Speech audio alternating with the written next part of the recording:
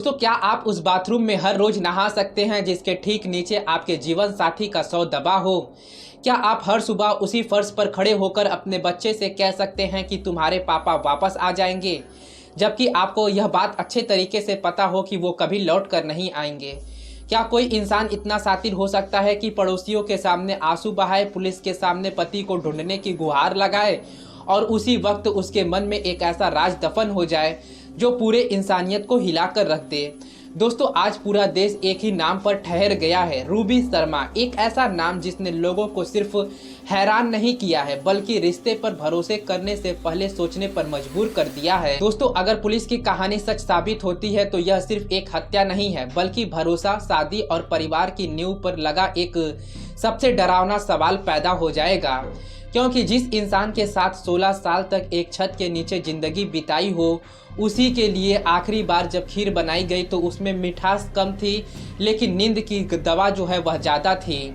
और उसके बाद जो हुआ उसे सुनकर शायद आपकी रूह कांप जाएगी। दोस्तों, एक घर, एक बाथरूम, कुछ नई टाइल्स और उसके नीचे दफन एक ऐसा सच जिसे 45 दिनों तक कोई नहीं जान पाया। सबसे डरावने वाली बात तो सिर्फ यह नहीं है कि शव जमीन के नीचे था, बल्कि यहाँ पे सबसे डरावने वाली बात यह है कि उस घर के लोग सामान्य जिंदगी उसी घर में जी रहे थे। रिश्तेदार आ रहे थे और हर दिन बाथरूम का इस्तेमाल हो रहा था, लेकिन किसी को क्या पता था कि उस फर्श के नीचे एक ऐसा राज छिपा है जो पूरे देश की सुर्खियां बनने वाला है। दोस्तों, आइए हम लोग वीडियो को शुरू से शुरू करते हैं, लेकिन उससे पहले हम आपसे एक रिक्वेस्ट करना चाहेंगे कि चैनल पे नए हैं तो वो सब्सक्राइब वाली बटन को दबा दीजिए और वीडियो को लाइक कर दीजिए।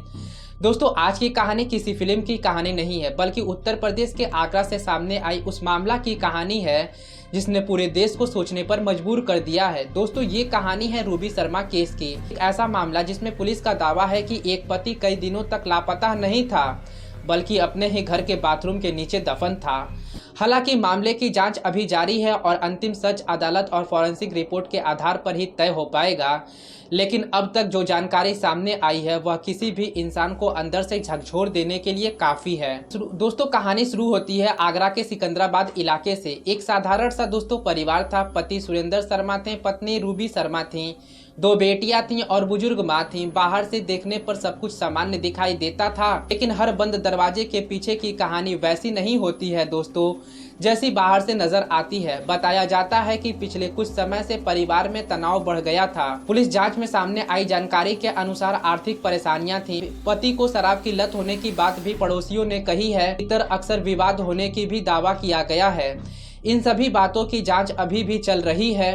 फिर आई दोस्तों 17 मई की वो रात, एक ऐसी रात जिसने इस परिवार की पूरी कहानी को बदल दिया। पुलिस के अनुसार उस रात घर में सिर्फ 2 लोग थे, सुरेंद्र शर्मा और रूबी शर्मा। बेटी और बुजुर्ग माँ पहले से ही रिश्तेदार के घर भेज दिए गए थे।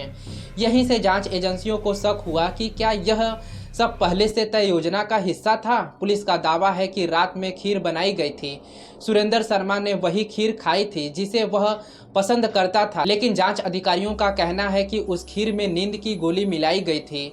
कुछ देर बाद सुरेंद्र बेहोश हो गया। इसके बाद क्या हुआ, यह इस पूरे मामले का सबसे बड़ा सवाल है। दोस्तों, पुलिस का आरोप है कि बेहोशी की हालत में उनकी हत्या की गई है। हालांकि रूबी शर्मा अब इस आरोपों से इनकार कर रही है और उनका कहना है कि उन्होंने हत्या नहीं की है। यहीं से यह मामला और भी उलझ जाता है। अगर पुलिस का दावा सही है तो उसके बाद जो हुआ वो किसी अपराध कथा से कम नहीं था।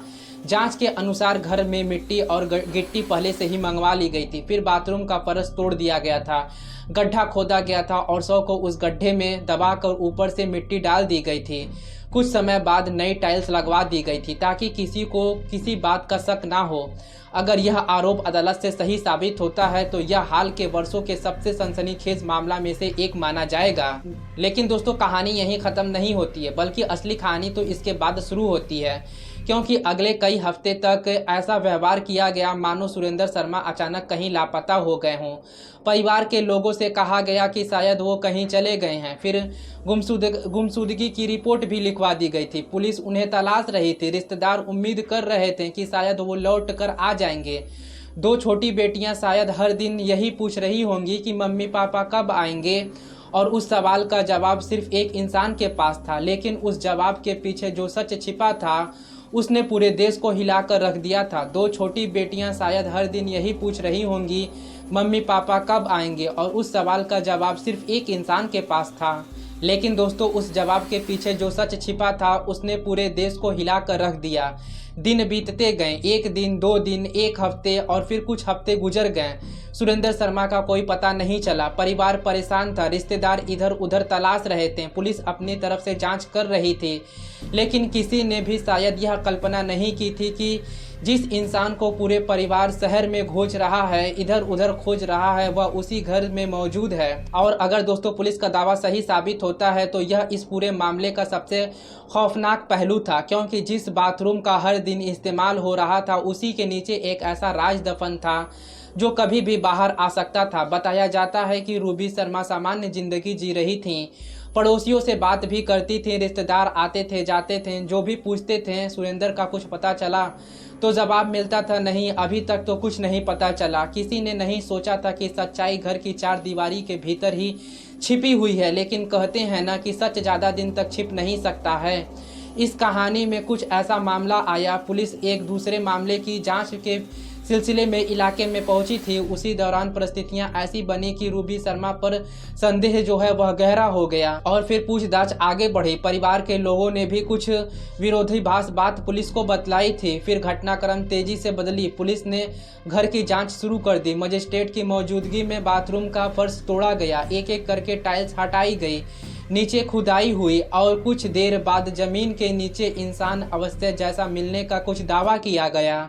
उस पल मौजूद हर व्यक्ति सन्न रह गया। जिस बाथरूम को लोग रोज देखते थे वहीं से एक ऐसा सच निकला जिसने किसी ने नहीं सोचा था। और फिर दोस्तों फॉरेंसिक टीम को बुलाया गया, बॉडी को जांच के लिए भेजा गया, पूरे घर को सील कर दिया गया। इसके बाद रूबी शर्मा से पूछताछ की गई। पुलिस के अनुसार पूछताछ के दौरान कई अहम जानकारियां सामने आई है। हालांकि बाद में रूबी शर्मा ने अपने ऊपर लगाए गए हत्या के आरोपों से इनकार कर दिया है। मीडिया रिपोर्ट के अनुसार उनका कहना है कि उन्होंने हत्या नहीं की है, बल्कि सुरेंद्र शर्मा ने खुद अपनी जान दी थी और डर की वजह से उन्होंने शव को छिपा दिया था। यह उनका पक्ष है। दूसरी ओर पुलिस इस दावे से सहमत नहीं है और हत्या के एंगल से जांच कर रही है। यही वजह है कि इस मामले का अंतिम सच जो है वह अदालत और वैज्ञानिक जांच के बाद ही स्पष्ट हो पाएगा। इस केस में कई ऐसे सवाल हैं जिनका जवाब अभी भी बाकी है। क्या यह सब पहले से बनाई गई योजना थी? क्या इसमें कोई और भी शामिल था? क्या पूरा विवाद अकेले अंजाम दिया गया था?